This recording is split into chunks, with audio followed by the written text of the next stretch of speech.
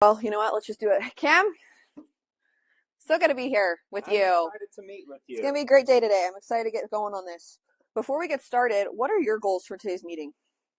Well, I don't really know what to do. It's been a while since I bought a house, so I feel like I need help knowing everything. I Okay, want to get a good deal. good deal. You don't know really what next steps are. Anything else? Uh, nope, that's really all that's on my mind. Okay, awesome. It's gonna be really easy, by the way. You can be hard if you want. Okay, great. So, Cameron, before we get started too, it's just you buying this house, right? Yep. Okay, it's just you. Perfect. I have a Parents involved with, she doesn't care. Okay, will she be on the loan? Nope. Okay. And will parents be co-signing with you guys or helping out with funds at all? Nope. Okay, awesome. So just a little pre-frame for you. We're going to spend the next probably in this scenario 20 minutes just getting to know you. I'm asking you a lot of questions. It's going to feel like an interview. Is that okay with you? Yep. Okay, awesome. So tell me, Cameron, really, what are your reasons to buy right now? I have too many children. Too many kids? Yes, I have 5 children, 11 down to 2 years old. This is it. Yeah. Sorry, I hit every light on my way here. I was like, You're okay. of course, that's what I do. So too many kids. You have 5 kids. Yep. So what? I just need space and room for them to play. It's 4 boys and a girl, so they're super active all the time. So I'd love like a yard for them to play, some fun, some rooms for them. Rooms? Okay. Rooms. So tell me about your current situation, I guess. I'm in a 4-bedroom house. Well, 4 bedrooms that we use, and then we have some in the basement that we don't use. And it's got a little yard, and it's great, but we just want more room, more fun. Everyone seems to end up at our house. Okay. So more room is not necessarily more bedrooms, but more room is in more gathering space and a bigger yard. Yep, yep. Okay. And do you guys rent or own currently? I'm gonna claim that I rent. Okay. To make this easier on you. Thank you. Yeah. Okay, perfect. How long have you been renting? My whole life, it seems like. Really? Okay. I guess what's kind of put you guys over the edge, because when you have 5 kids, the oldest is 11, what's put you guys over the edge to be thinking that now is the time to make this transition? We finally feel like we're in a place where we have like stable finances, and we're sick of like our rent going up constantly, so we just want to finally own. When was the last time your rent went up?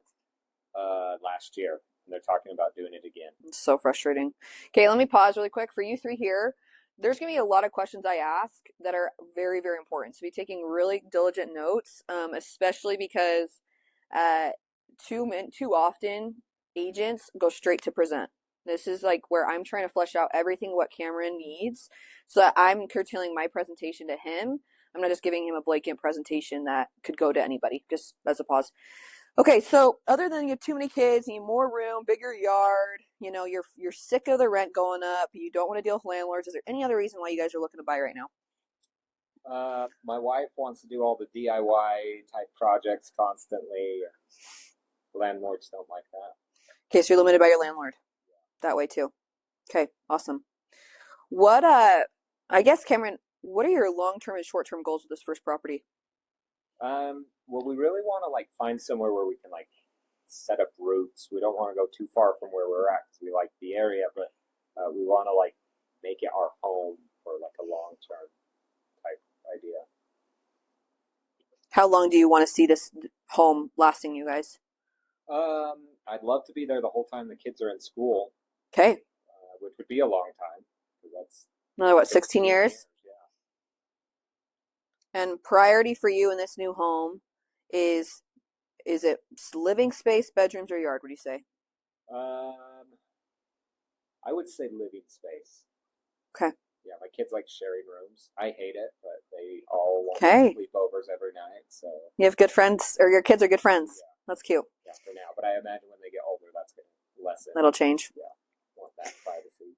And you said first, Cameron, when we first met, you're really looking for a good deal. What does a good deal mean to you?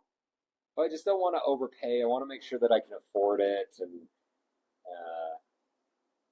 really get like something without paying too much for it.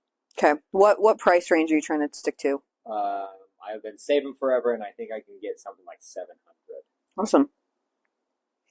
And remind me what areas you guys are looking in again.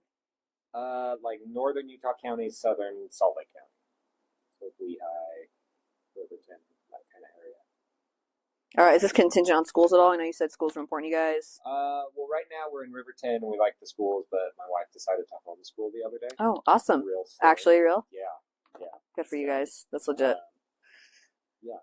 Okay. We're in the middle of that. But then once they get into middle school, they're still going to go to real school. They're going to go to real school? Yeah. Cool. Okay, awesome. So Cameron, when was the last time you or your wife even considered about, buying a home? We've talked about it forever. It seems like she's constantly looking and I'm constantly turning her down because I'm like, we don't have enough money or anything like that. Okay. She's the dreamer in that, and I'm the bring her down to the financial world. Love it. You guys are good balance. Yeah. So you guys have never pursued or have purchased a home together? No. Okay. Who do you know who's recently bought a home? My friends. Love it. What have your friends told you about the process? Well, they had to sell a house, and they said that was stressful. Yeah. To sell and buy at the same time. I ended up going to 30 different houses as they were trying to. Jeez. Okay. What else did they tell you about the process specifically? I don't know. What else did they say? They're happy that they finally did it. Moved because they were in a small house that didn't fit them. So cool. Kind of made us want to do it too. What did they tell you anything specific about their experience with their agent or their lender? No, I think they liked it, but they didn't love them. It wasn't me. True. What do they not love about the process, would you say? They just sounded stressed the whole time. They didn't really know what was going on and what to expect, but they got through it all. It worked out, but they would like it smoother, I think. Okay. Okay, I'm gonna grab I'm sorry, I need to make sure I'm staying on time here. Okay, awesome. So tell me, really specifically, Cameron, what have people told you about buying in this market right now? Everyone says that it's crazy and interest rates are high and prices are high and everything's just hard to afford it. So Okay. It's expensive, I guess, is what everyone says. They're saying it's expensive? Yeah. Anybody giving you, feedback behind the scenes or advice behind the scenes that you're really looking for or getting some mentorship from? No one that I'm really listening to, but everyone seems to be telling me things. Okay, what's the one that sticks out to you the most? Just people doubting if it's a good time to buy or not. Yeah. Totally. I guess for you guys, timing-wise, hell, that is hard. When is ideally you want to be in this new home? Sometime this summer would be ideal. Tell me why. It just seems like a good, easy time to move. Don't have to worry about anything. My job's slow enough that it makes sense. Is your wife on the same page? Yep. Cool. When was the last time, Cameron, you and your wife got pre-approved by a lender? We haven't. Okay. Good to know. Unless you want me to be. No, that's fine. That's fine. I haven't. Okay, great. And then two, I guess we were introduced by a friend, whatever. We were introduced by my husband. Tell me, I guess, specifically, what you know about how a buyer's agent fits into the process. Well, I know it's hard for me to get into houses unless I go to open houses and things like that. Called a couple of Zillow listings, and I never seem to be meeting with the real person. Real person as in? The listing agent. Got it. So everyone's trying to sell me and keep getting calls from all of these agents, and I'd rather just work with one person. Totally. Rather than spread it out against the agent out there. So one-on-one relationship is kind of the role of a buyer's agent, and then getting you into homes. What other things do you and your wife feel like are, the role of this person you partner with on this first purchase? Well, I'm really looking for someone that I can trust. I know that if like you're telling me don't buy this house, that I can say don't buy this house. But if you're like this is the one, and I'm a little scared, that I might trust you a little bit more. What does that look like to you? How do you get that relationship in any relationships with you personally or professionally to get that level of trust? I guess it's a little over time. It's like knowing Okay, how you work and like seeing what you say and how that plays out. cool. Love that. Anything else come to mind about what you're really looking for in a buyer's agent?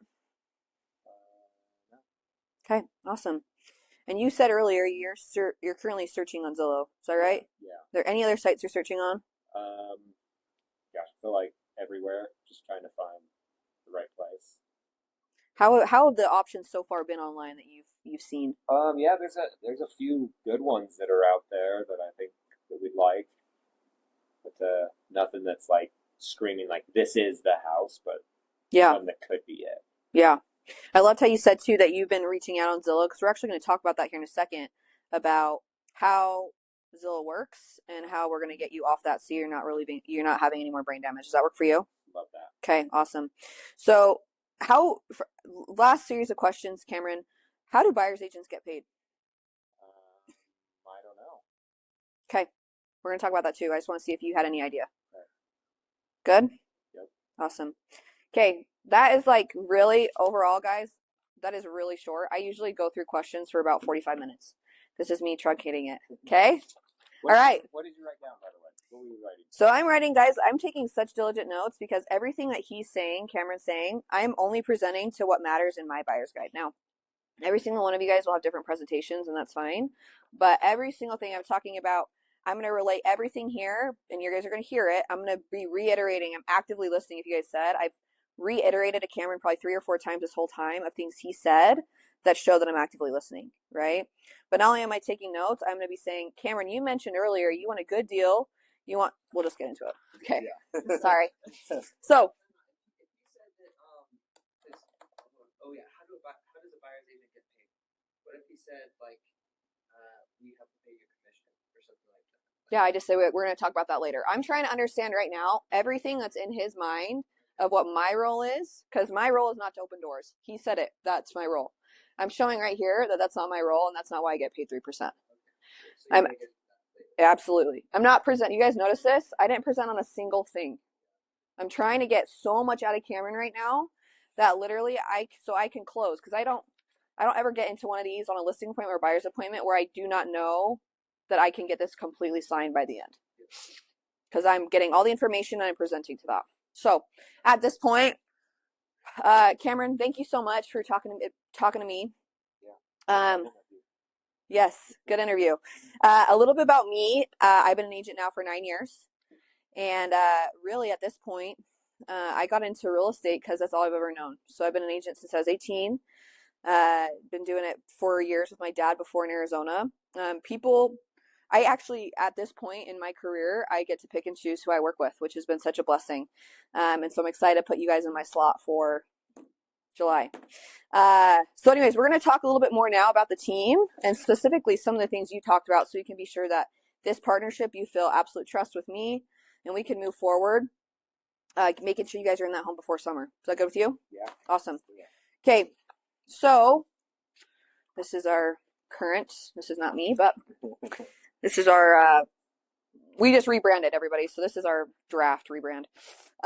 Okay, awesome. So we have this like a magazine, or is it? This is going to be a big binder. This is not, this is because we're going through edits still. Yeah. This is a big 3-ring binder or some kind of really nice presentation.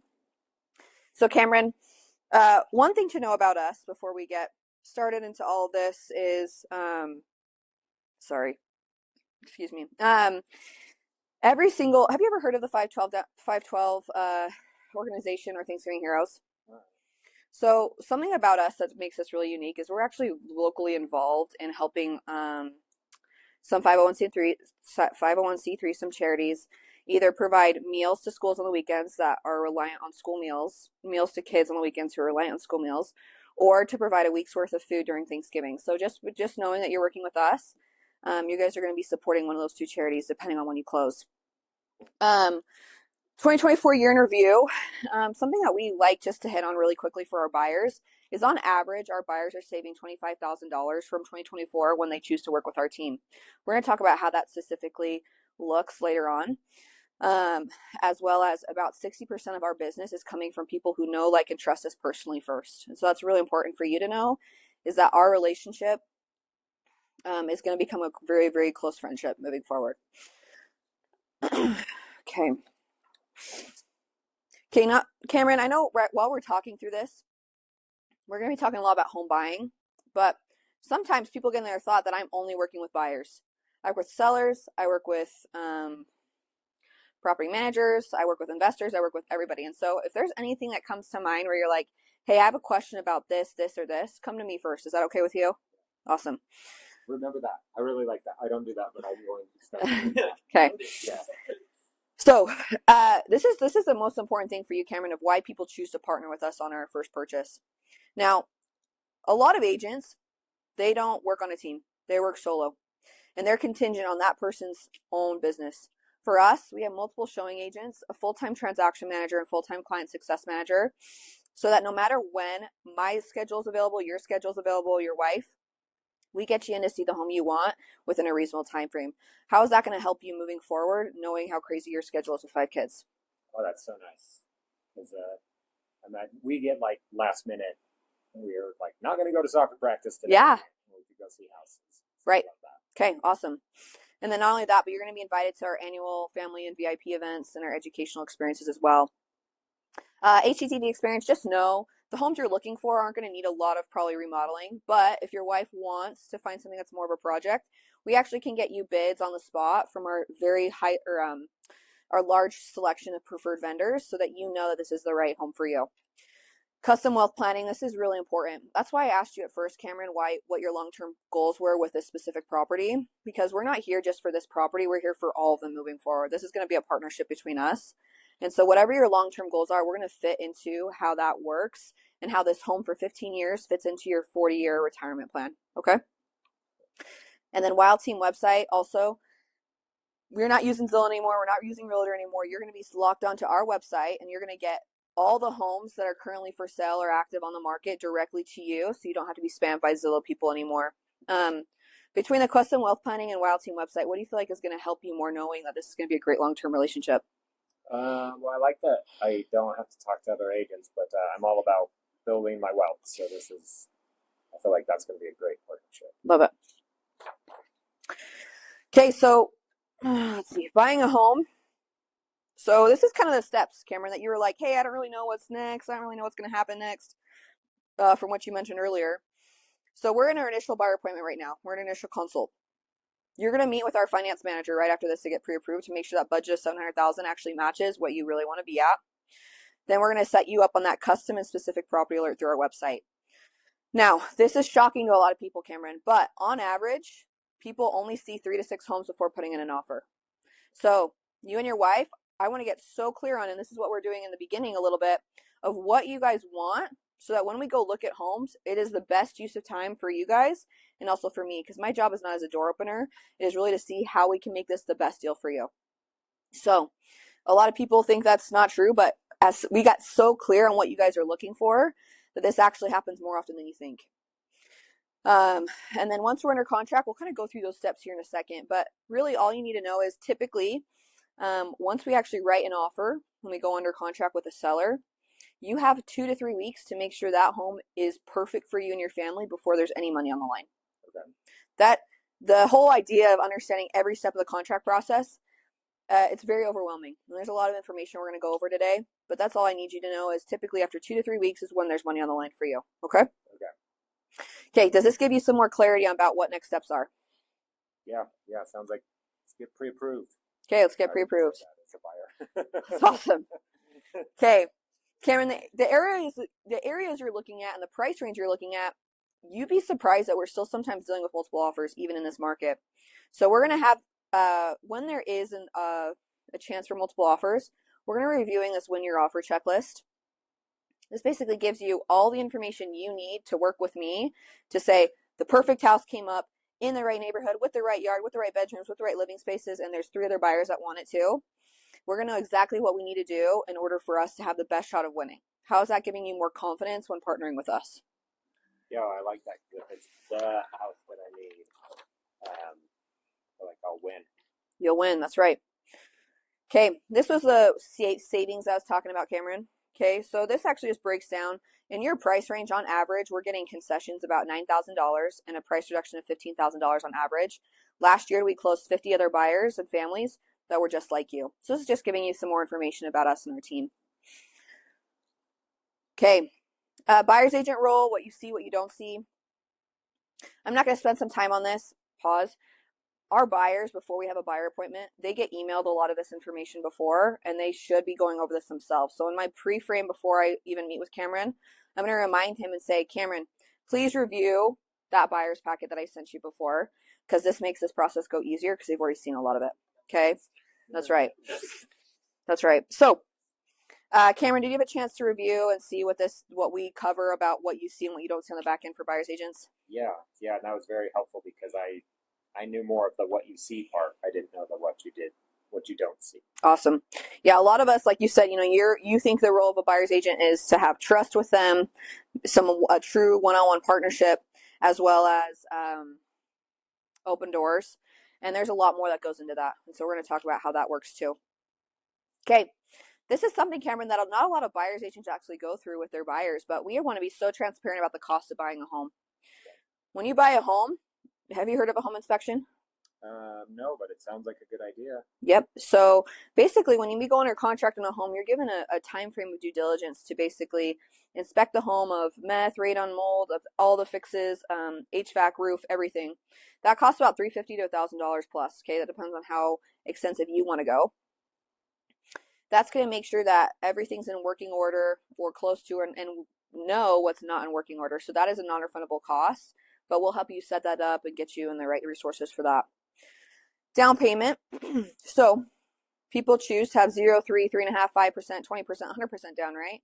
Where are you guys thinking with that $700,000 number? We have 5%, but that would be like all of our savings. So if we could get one of those lower numbers, that would be nice. Awesome. Okay, I'll make note of that. What do you know about closing costs, Cameron? Nothing. Okay, so closing costs are mainly your loan fees and title fees and tax fees. Okay, this is going to be a lot that's dealt with your lender that we're going to set you up with. Now, our main job, my main priority, is to make sure that the majority of these closing costs are covered by the seller. That's my ultimate priority, to get you the best deal, like you talked about before, so you could save the most cash out of pocket. We're going to talk about what this potential buyer broker fee is, but this is really, that could become part of your closing costs, is how, in fact, I am paid. Okay, so we'll talk about that here in a second. And then there's HOAs. Are you familiar with HOAs? Perfect. And then we charge a $495 transaction fee. Okay, so this is the cost. We could get into it in more depth if you have any questions, but how does this give you some clarity, knowing kind of what to expect moving forward into a home? It's nice to know what to expect because I just knew about the down payment. Right. Right. Okay, good. Okay, so this is basically, Cameron, step by step of next steps moving forward. Once we're under contract, we're going to collect your earnest money, which is that initial deposit, basically telling the sellers, hey, I'm interested in this home. Here's, $5,000. But again, that is completely contingent for about 2 to 3 weeks after we're under contract. Okay. So you can get that refunded if you choose to cancel. We're going to have seller disclosures. You're going to have a home inspection. I'm going to renegotiate for terms of inspection if things are wrong. Appraisal, final walkthrough, signed documents, recording footing. Again, guys, I'm trying to make this as quick as possible. At the end of the day, you are going to have the best transaction coordinator be helping you through this whole thing, a client success manager as well on the back end, who's giving you constant email and text notifications and updates.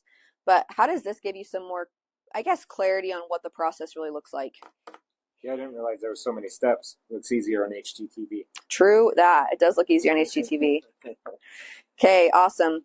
Okay, Cameron, so I guess what questions that you were specifically looking for did I miss? How you're paid thing. How you're paid. Yes, absolutely. Anything else? No. When can we look at houses? Okay, let's get that scheduled. So before we move forward, remind me, it's just you and I have the BBA now at this point, guys. And please, for the love, if you're in a buyer's meeting, do not DocuSign your BBAs. This all needs to be done in person, please. Cameron, remind me, is it just you on the loan? Yep. And also, I'm not at this point, I'm not saying, are you comfortable working with me, Cameron? Are you okay with this moving forward? No, it's just, it's done. It's open because this whole time, do you guys know how I was asking him reaffirming questions this whole time? How is this going to be better for you? How are you getting more confidence moving forward? What about this sticks out to you, right? He's telling me he wants to work with me this whole time, right? And so there's no reason to be like, are you comfortable now? Okay. Cameron, so this is the buyer broker agreement. This is where we're going to talk about how I get paid. Okay. But also, this is our partnership moving forward for this first purchase. Work for you? Yeah. Perfect. So we put this out for the end of the year. So we're definitely going to find a home in July. But if anything changes, this is just going to be a long-term partnership. We're going to go with any counties in Utah to be determined. And remind me, you haven't signed anything with anybody else, right? Nope. Perfect. Okay, so there's basically, Cameron, this is that $495 we talked about, and this is the 3% that we charge. Okay, we charge 3% to work with our buyers. Now, this gets paid one of three ways, Cameron. First way, it is my job, first and foremost, to get this completely covered by the seller. 85% of the time, that happens. I want you to know that. Second, the seller's willing to pay some. It's up to me to renegotiate to get that covered for the remaining amount. 3, they're willing to pay a little bit or none. And at that point, we're going to have a discussion, work with your lender to see how we can either wrap this in your loan, if I need to take a pay cut, or if it's just doesn't make the finances work to have this covered in that home and we need to find something else. Does that work for you? Yeah. Perfect. I'll be initial date there. Awesome. June 2nd. Okay. Perfect. This is the protection period, Cameron. So this isn't really going to matter with us, but for any reason that we do find a home in December, okay, let's say you just choose to buy a second home in December and we see it in December and this has already lapsed, this is just protecting us for a month after. Basically, at this point, you are signing off that you have not signed any other agreements with anybody else, that you're moving forward just strictly with us, and we're going to be a relationship moving forward. Now, I'm going to point out, Cameron, specifically, any open houses or builders, I need you to call me before you go into them. Can you commit to that? Yeah. Perfect. Yeah, why is that? Because if you go into an open house or you go into a builder without me, I cannot represent you specifically. So you need to make sure I'm on the phone with you, getting contact information from the builder, and to register you with me, so that you're not on the hook if the builder wants you to go in unrepresented, and you have to represent yourself. Yeah. Which some builders are mean. Right. Duties of a buyer's agent. Again, I'm going to be loyal, obedient, full disclosure, confidential, reasonable care, everything according to that. Limited agent.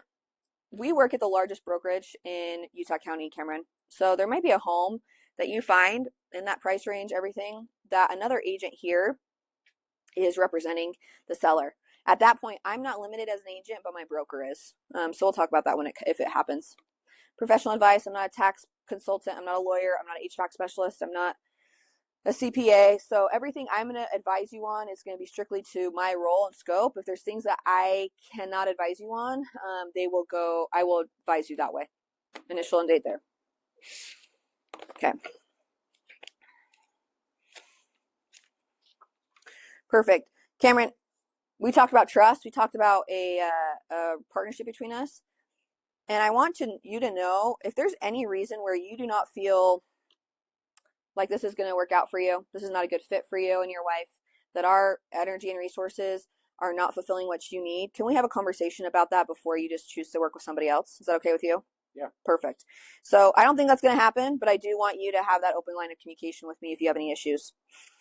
This is just saying if for any reason that we have to go into mediation, that we will, and that you're basically signing off at this point that you're not going to you're not going to be a what's it called? Lawsuiter? What do you mean? You're not going to participate in a class action lawsuit against any realtors moving forward. Buyer's authorizations, just know everything from this point on, not this point on, excuse me, when you close on the home, it's actually public knowledge now, so you're going to get a lot of spam and everybody's going to know what you bought your house for and things like that, okay? And then there are no attachments to this. We do follow equal housing opportunity. Everything from this point on is going to be e-signed other than closing, and this is the entire agreement. I'll have your initial and date. Perfect. Okay, Cameron. Sign, initial. We're excited to get to work with you. Okay, awesome. What do you guys think of that? Well, that's your last page. That's the last page. Here's my notes. What questions do you guys have? You said there were 3 ways your Yeah. commission's covered. You go through those again. Yep. Yeah, so first and foremost, I want my clients to know that this is going to be my job to get this covered first and foremost. And I usually add in there more. I'll say buyers or sellers agents actually want to work with a great buyer's agent team, and they want to work with us, and so that's why they incentivize people like us of our caliber to work with their sellers. I'll typically say that, but it's easy. It's one of 3 things. First, the seller's going to pay all of it. I'm going to negotiate for all 3%. So it's not even going to affect you guys. Option 2, the seller's willing to pay some. It's my job to negotiate for the remainder. And 3, if they don't respond to those negotiations and there's some left on the table, or they're not willing to pay any, at that point we're going to have a conversation of, do we need to increase the price to cover my costs, wrap it into the loan fees, or if this house is really what is the best for you, then we need to find a better home that will, or excuse me, if this is really the home that's best for you, if this home is really the best for you, then I just need to determine what pay cut I do or what strategies we need to do moving forward. But then you need to know all 3 options. Some people have a really hard time explaining this, and they don't like to explain it. It's a much easier conversation at under contract when you're about to sign a true contract for a home, for them to know, okay, I need to come out with another 1% to pay you because we already pre-framed it in the initial consult. If you try to throw this in, slyly, or they're not really sure what it means, it's a lot harder for them to agree to that after, especially when you're not working with just SOI or referrals, when you're working with like people who don't know you.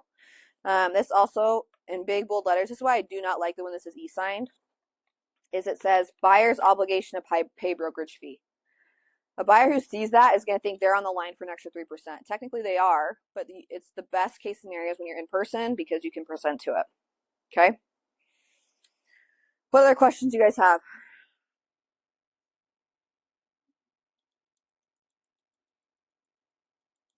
So you said when there's, before they go to see builders or an open house, they contact you first. Yep. Why is that? Yeah, so a builder, I don't want my clients walking into a builder without me first, because they will 50%, probably actually closer to 75%. If they're not registered with you on that first visit, they will not let you on that contract. Builders. They go visit a model home without you guys, you're cut out basically. Okay? Meaning you're not involved. This is between you and the buyer. So you can go and fight for the buyer, and then they pay you out of pocket 3%. But ideally a builder will still be covering this if you're there on that first visit. Open houses, it doesn't really matter, but I want them to see me as I am their authority to get into homes. Right? Open houses, I don't really care, but I need them to know that they're coming to me when they want to see a home that I'm not showing them. Okay? I have a question. Tell me. What if I told you I wanted to buy, like, over the phone before we met? I said, yeah, I want to buy in like November. Yeah. When would we meet? Still meet now. I put this out way longer, and then that would just mean that my process is I'm not going to be showing him homes until so tell me why November, Cameron. My lease is up, and I have to pay a huge fee if I get out of it. Okay, so your lease is up in November 1st? Yeah. Okay, perfect. So we're going to still meet now, and then we're going to actually start looking for homes and options. I'm going to put you on some searches now so you can get an idea of the market. But come September is when we're actually going to go and view homes. So you're under contract in October, move in October, and your first payment's not due till December. Does that work for you? Yeah. Great.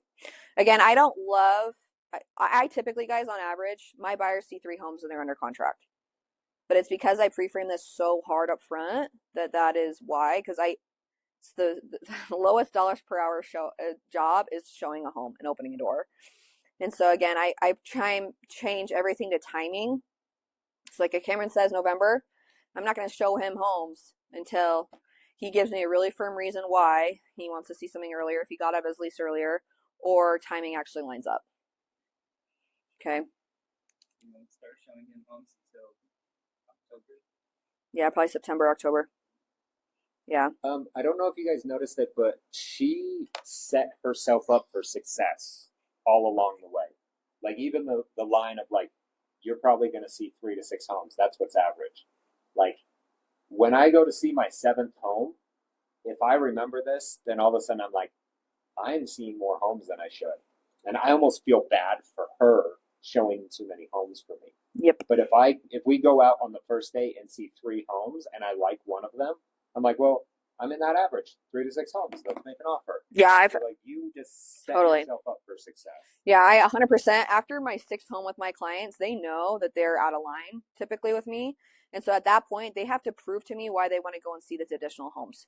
I literally say, guys, hey, we saw some awesome options. These ones didn't work out for these reasons. I get it. It's okay. I need you to tell me why this new home that you're sending me that you want to see really fits in line with your goals that we just first talked about, or if your goals have changed.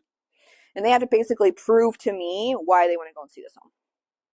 But that takes a lot of authority, and it takes a lot of, it's hard too. Like, don't get me wrong, I've shown, or in my earlier years, my first years, I showed hundreds of homes to clients, and it was absolute pits. But now it's just a little different. But I'm setting myself up for success just like Cam is, and so all of our agents when they pre-frame that way.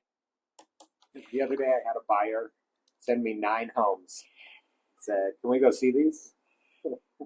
Oh, by the way, he lives in Oregon, so I was going with his sister and brother-in-law. And you will get that, and that is normal. I want to go see 9 houses on Saturday. It's so annoying, but that's what they think your job is, and that's why I hammered so much on it. I didn't because of time, but what my role is, Cameron. What do you think my role is? What do you think? Because in here, I didn't really hit on ever. My job is to show you a home. My job is to build a long-term relationship and a partnership, right? And that's what people want. The other thing that you set yourself up really well for success is referrals and repeat business. Like you'll notice that she's like, yeah, this is a partnership for life. So I am now she's my agent. Yeah. So if I buy a house and then 6 years down the road, I'm like, I need to change my house. I feel like she's my agent because I made that commitment. And then she listed out all of her different services and even said, if you hear of anything or have questions on any of these, let me know. But really what she's saying is when you hear of someone needing these things, call me. And so now I'm looking for referrals for her. So I'm a repeat and referral customer because I just signed an agreement. I don't need to buy the house. Just this buyer consultation made me a repeat and referral business. Yeah, and I'll end this always with, guys, this is so great getting to know you, Cameron, you and your wife. Who else do you know that's been talking about buying that really needs to get into a new house? And I'll end it on that high note. I'll probably ask for a referral 4 or 5 times throughout the process because every single time there's a high note, people say they don't talk about this with their friends. They do. This is a huge change in people's lives, and they're always top of mind for them and for everybody. And so you're always going to be wanting to ask for referrals. You mentioned that like the price of the homes are now like they're bought. So yeah, just in my BBA, guys, I blow through the BBA because at this point they already want to work with me, so I'm just like going through the things. When they buy a home, it is public record how much their loan amount was. That's how they can get all your spam mail to them after they close because it is public record on what their loan amount was, and so that's why you can get spam after you close on a home. I thought that Utah was like a non-disclosure state. It's non-disclosure online, but have you bought a home? Yeah. Specifically?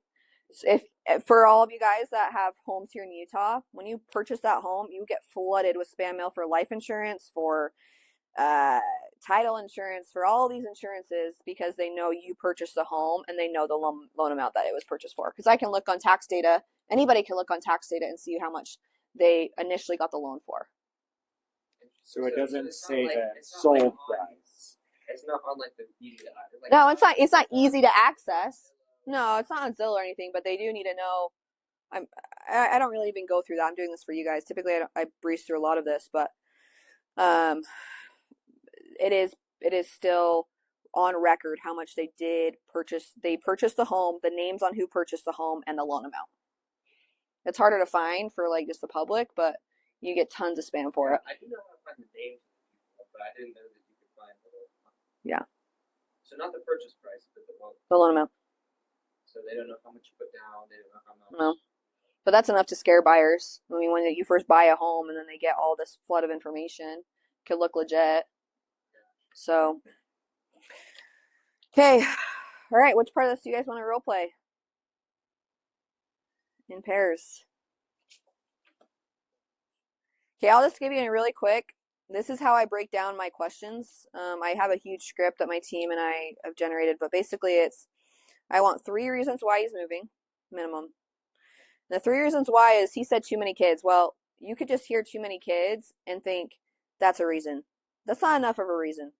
I need to know why it's too many kids, or not why it's too many kids, why that's a problem. He said yard space. Okay, that's a true reason.